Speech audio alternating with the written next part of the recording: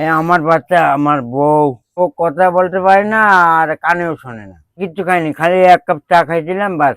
আপনার কি হয়েছে? আমার তো আমি তো চলতে পারি না, হাঁটতে পারি না। আচ্ছা আচ্ছা, মানে আপনি চলতে হাঁটতে পারেন না? না, আমি এই ঘরেই থাকি, এই ঘরে সবকিছু আমার। ও, এখানেই থাকেন আপনারা? এইখানে থাকি সবাই। আচ্ছা আচ্ছা। এই আর চোখে, এখানে চকিও ভালো না, চকিটাও ভাঙা চুরা। চৌকিটাও ভাঙা? হ্যাঁ। আচ্ছা, এটা কি আপনার বাচ্চা? এই আমার বাচ্চা, আমার বউ, ও কথা বলতে পারে না আর কানেও শোনে না। আপনারা চলছেন কি করে বলুন তো? আমরা চলছি ভগবানের ইচ্ছা, ভগবান যা যেভাবে চালাচ্ছে।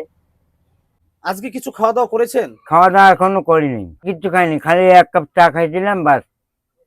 এখন তো 2টা বাজে। এখন 2টো বাজে, হ্যাঁ। হ্যাঁ। আপনাদের দোকানে এই যে 2-4টা খালি প্যাকেট আইটেম, মানে এই এটা দিয়ে কি আর আপনার সংসার চলে? না, চলে না, হাওলাত বাওলাত করে এর কাছে ওর কাছে হাওলাত করে নিয়ে চলি। আচ্ছা আচ্ছা।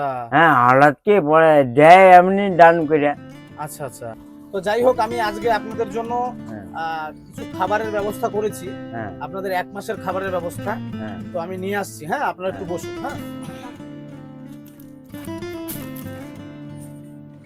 এই হলো আপনাদের চালের বস্তা।